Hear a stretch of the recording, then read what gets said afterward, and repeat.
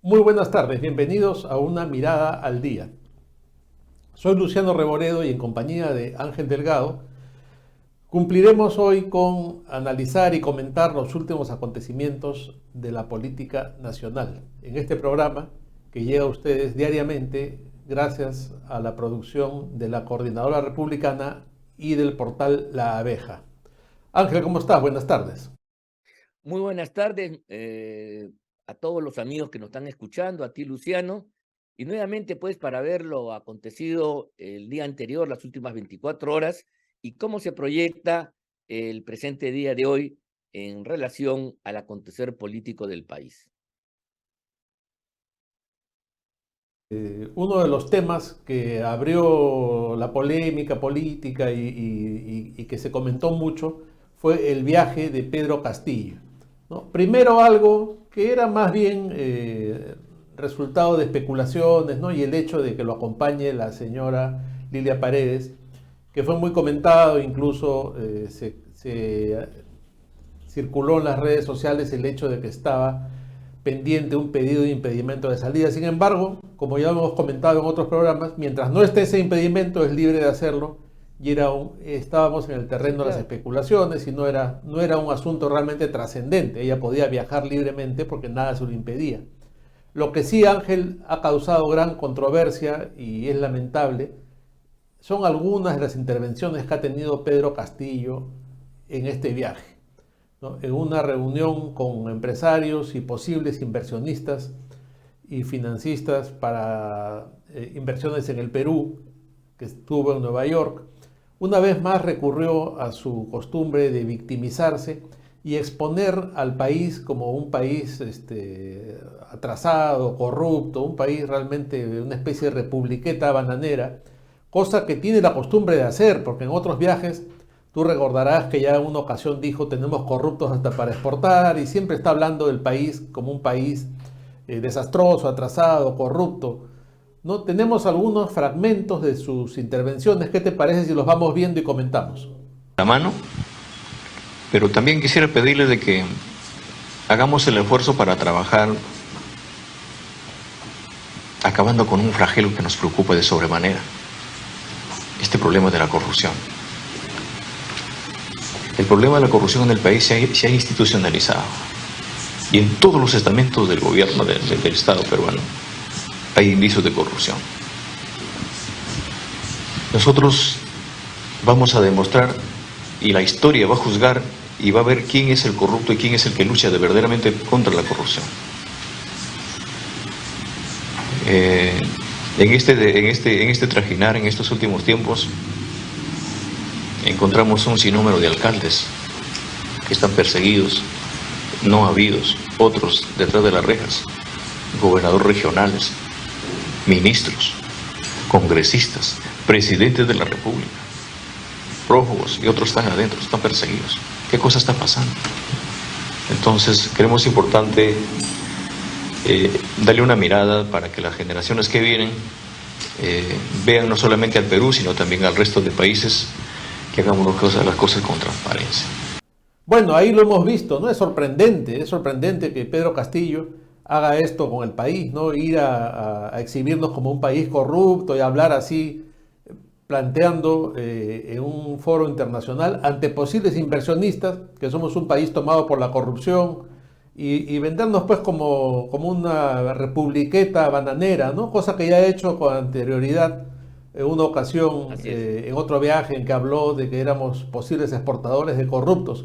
Bueno, en fin, ¿qué opinas, Ángel, de esto? Bueno, que yo me quedo perplejo porque no podía realmente concebir, este ya es uno de los varios viajes que hace Castillo y ya por lo menos debería aprender algunas cosas. No entiendo cómo los asesores, la gente de Cancillería que lo acompaña, no le marcan las pautas del discurso. El día de ayer yo conversaba con unos amigos en un desayuno y discutía con ellos porque me decían de que era un error del Congreso llevar a Castillo a que haga papelones internacionales. Yo le decía desde una perspectiva de Estado en la cual he intentado mantenerme, que la política exterior del Perú no podía estar sometida a los vaivenes de las cuestiones internas y que a pesar de la desgracia que teníamos, este señor era el jefe de Estado y el Perú como país no podía estar fuera de una cita internacional. Pero ahora que estoy viendo esta presentación, repito, no tengo palabras y estoy empezando a cuestionar mis propios argumentos. Porque el tema de la corrupción, por importante que sea, no es un asunto que corresponda a la materia internacional. Todos los países tienen problemas de corrupción, tienen problemas de delincuencia, tienen problemas internos, y para eso están los organismos estatales, para eso es ese Estado, para poder proteger a la población y defenderse contra esos flagelos. Si la corrupción llegara a ser un problema que ha desbordado las fronteras, y entonces se convierte en un asunto internacional, como pasa algunas veces con los conflictos en los estados fallidos, entonces pues la solución sería que el FBI venga pues al Perú a poner orden, a investigar, lo haga la CIA o cualquier policía internacional como es la Interpol. Eso es lo que está pidiendo Castillo en última instancia. ¿Alguien le ha dicho la consecuencia de su reclamo como un tema internacional? Entonces estamos ante un personaje que no entiende nada, porque no solamente se ahuyenta a los inversionistas, sino se da la imagen de un presidente totalmente inepto, pero ya a nivel mayúsculo. Y hablar de corrupción cuando se tiene un techo de vidrio gigantesco, cuando sobre él pesan 6 o 7 denuncias que está haciendo la Fiscalía y el Poder Judicial en su contra, y cuando la gente del exterior, los diplomáticos, los funcionarios internacionales leen noticias y saben lo que está pasando en el Perú, realmente es temerario que él ponga como eje de su presentación el tema de la corrupción, cuando a él lo salpica primero y antes que nadie. Ahí están sus ministros, perseguidos, huidos. Todo lo que él dice sobre los alcaldes y otros presidentes se le podría aplicar directamente a él y a su gente en los últimos meses. Y el tipo no repara en eso. Yo estoy seguro que las dos personas y el público que escuchaba, al momento de abrir los oídos, estaba pensando en esto. ¿Cómo este tipo está hablando de...? Claro, la corrupción sí es un problema si el propio presidente que está hablando está acusado y está sometido a investigaciones de corrupto por ser jefe de una organización criminal que ha tomado el Estado. La verdad, incomprensible, rechazable, repudiable, y no tengo más palabras para calificar este tipo de conductas de Castillo que una vez más nos avergüenza como país a nivel internacional.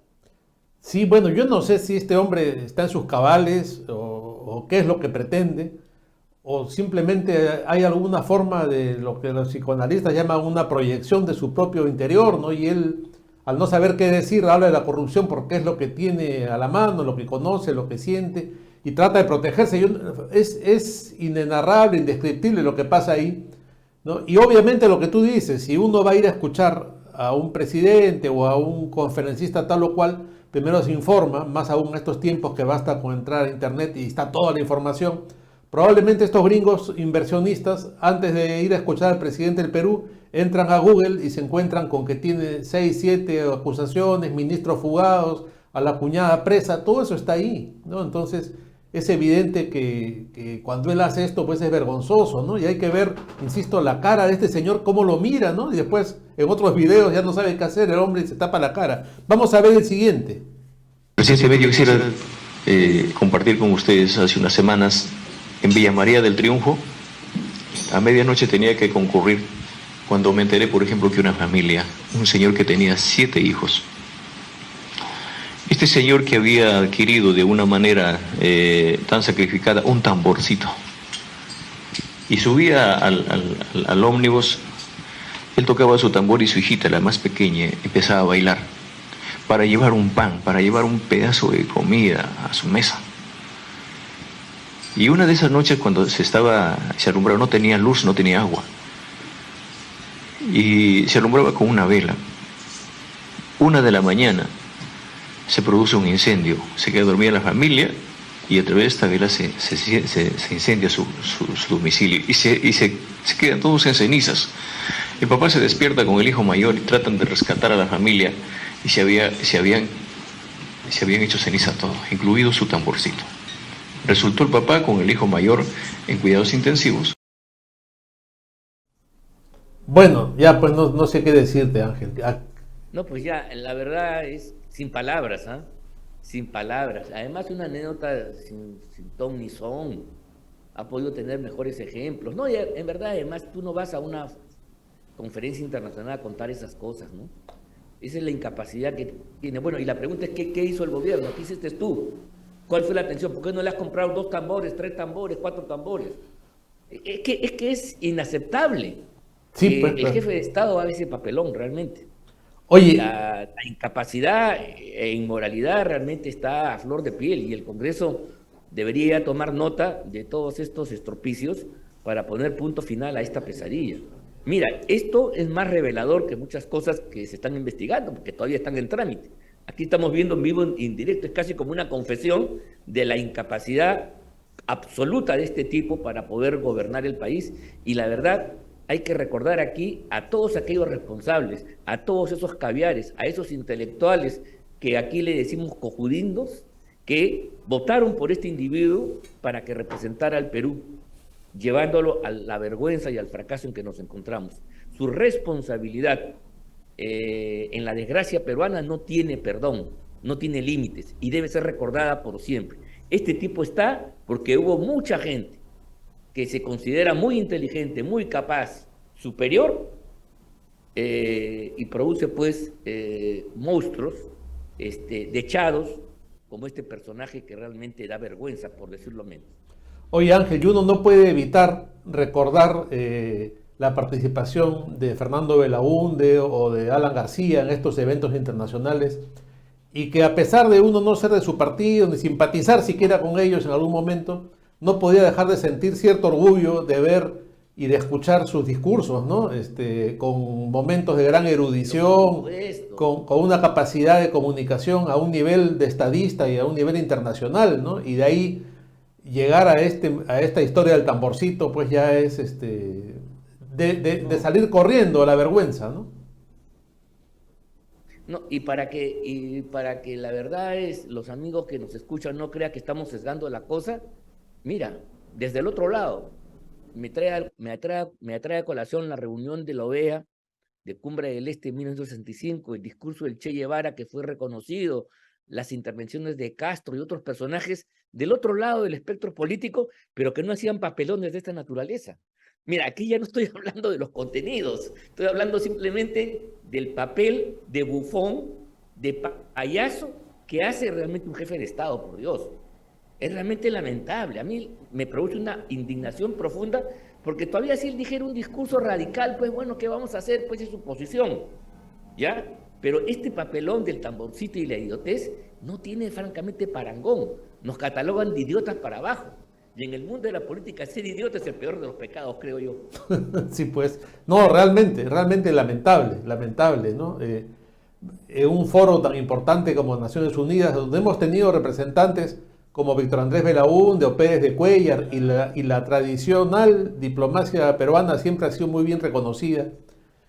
En general, no tiene ningún punto de comparación con otros momentos en que el Perú ha estado presente en estos foros, ¿no? Es triste, lamentable, denigrante, y yo sí creo que ya acá hemos tocado fondo y que no se le debe permitir a este hombre participar más en eventos internacionales, donde lo que hace es denigrar la imagen del Perú y ponernos pues por las patas de los caballos, como se dice vulgarmente. Pero en fin, Voy a Ángel, concluir igual que tú, simplemente. sí, sí, no, ya esto ya llegó a su límite. Cambiando de tema, Ángel, ayer hubo un evento muy importante en el que participaste, ¿no? Conmemorando los 200 años del Congreso de la República, hubo un conversatorio en el que estuviste con otros juristas comentando esta fecha tan importante que lamentablemente ha pasado un poco desapercibida, ¿no es cierto? Totalmente. Mira tú, este fue un evento efectivamente que lo organizó el Parlamento Andino, la vicepresidencia peruana del mismo, y ha sido uno de los pocos eventos, por no decir el único casi, donde se ha rendido homenaje a una fecha trascendente. El día de hoy, 20 de septiembre, el general San Martín declara instalado el primer Congreso de la República, el Congreso Constituyente de 1822, entrega las insignias del mando se despoja del poder que él había tenido desde que proclamó la independencia en julio del año 1821 y le dice: peruanos, a partir de ahora ustedes son libres de diseñar su propio destino.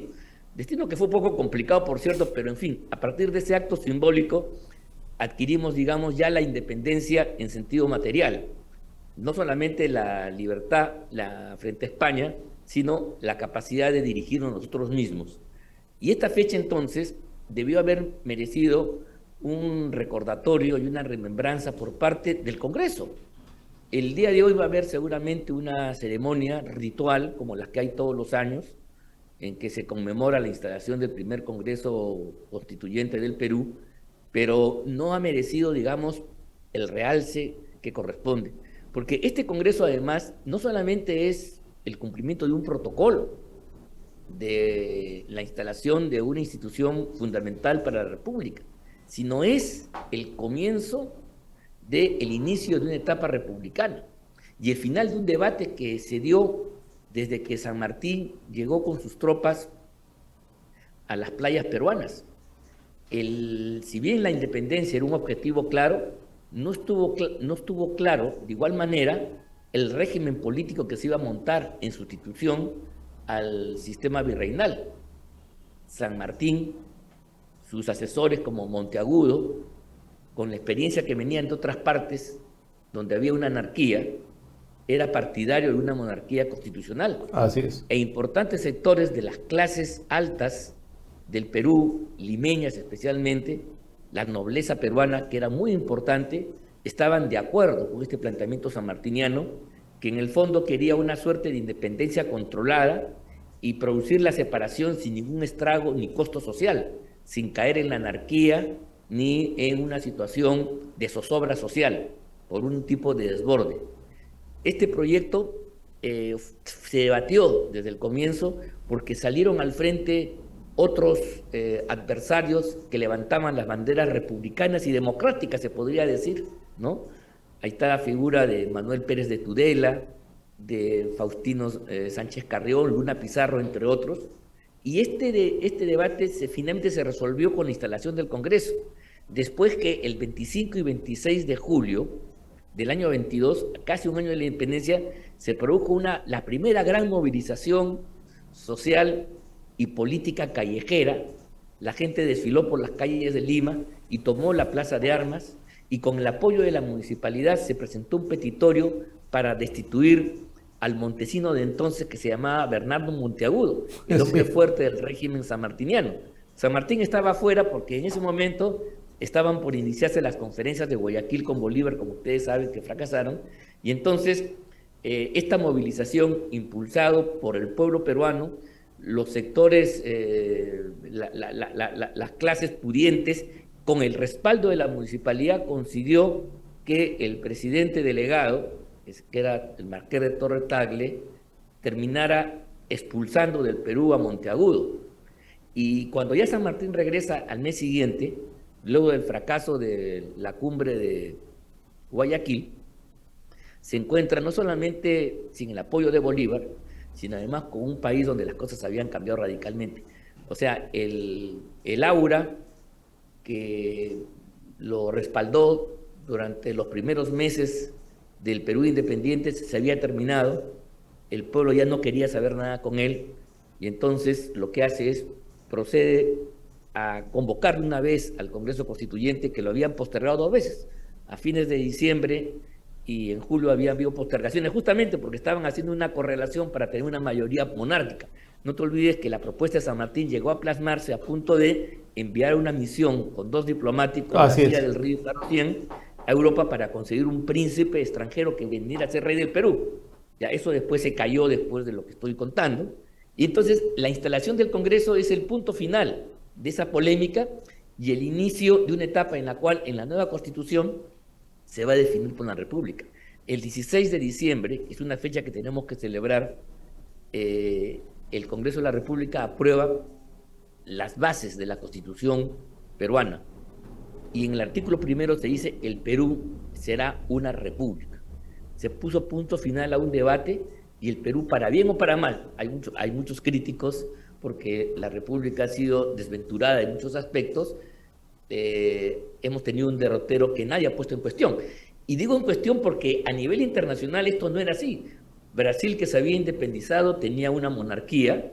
En medio de la anarquía bonaerense en Buenos Aires había también voces promonárquicas, y en México el que había conseguido la independencia, general Iturbide, se había proclamado emperador. Después lo fusilaron, pero bueno, fue emperador durante un tiempo.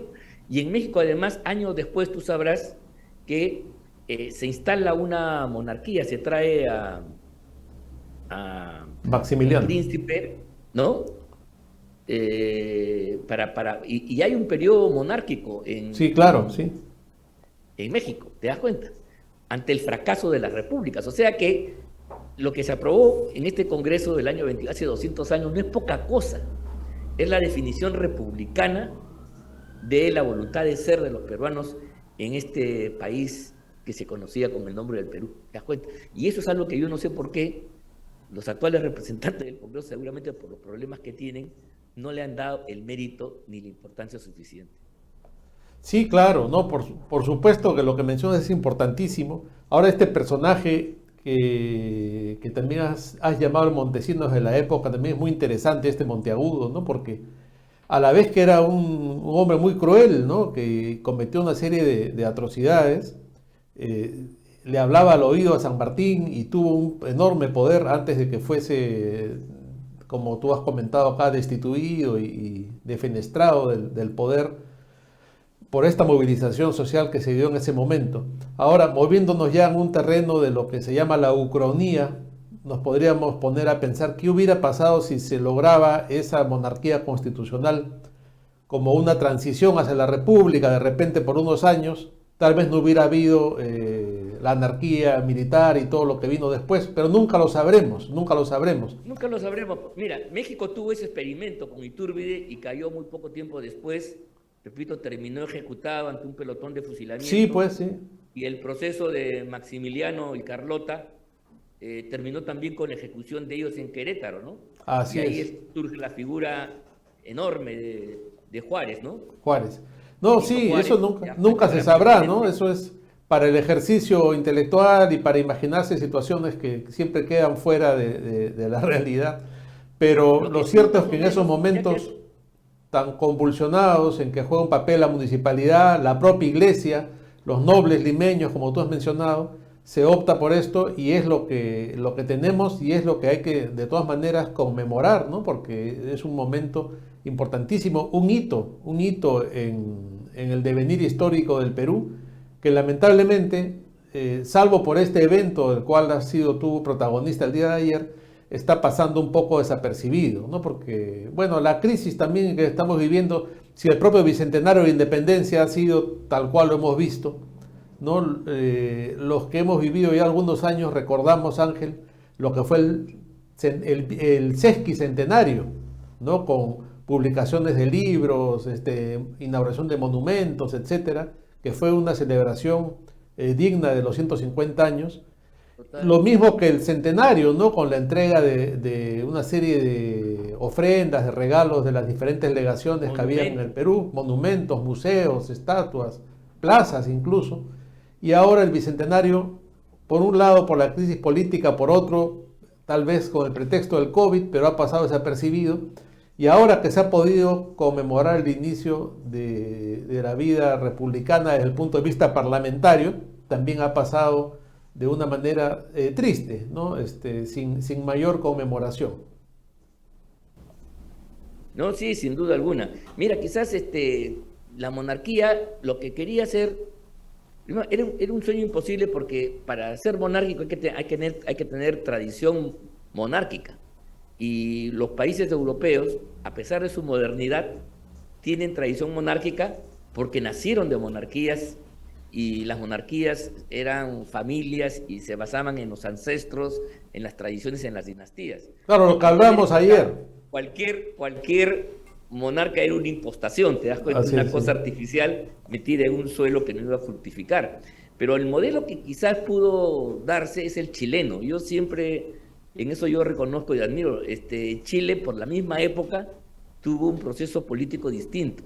Mientras todos los países se debatían en una anarquía brutal y el Perú fue uno de los campeones, que devastó hasta Castilla, hasta los años 45 y un poco más, el Perú vivió una anarquía permanente, ¿no? Terrible, terrible. El Perú se destruyó y la potencia que había sido en los tiempos coloniales, virreinales, quedó en el pasado. Y después con el Guano se recuperó un poco y la guerra con Chile nos terminó de tumbar en el trágico siglo XIX. Pero Chile tuvo otra evolución. Chile era una cosa chiquitita, una capitanía general, un fuerte militar, digamos así, un cuartel lejano, escondido entre la cordillera, el mar y el gran desierto de Atacama. Tuvo un proceso político donde hubo un hombre, Diego Portales, que no fue presidente de la República nunca, sino de su cargo de ministro y hombre que influyó, desarrolló una política conservadora, dura, es cierto, pero le permitió a Chile tener una enorme estabilidad. En Chile hubo una sucesión presidencial, no hubo golpes de Estado, no hubo militarismo, y ese Chile fortalecido fue el que nos enfrentó en la guerra del 79 y obviamente nos derrotó frente a un país que venía de la anarquía, que hemos comentado hace unos instantes, ¿no?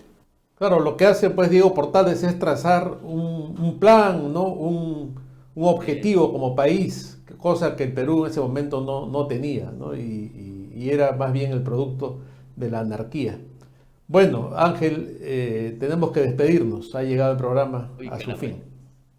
Ha sido muy interesante este diálogo de hoy. Conversar de estos temas, ¿no? Con todos ustedes y nos despedimos pues hasta el día de mañana. Listo, muy bien, será hasta mañana.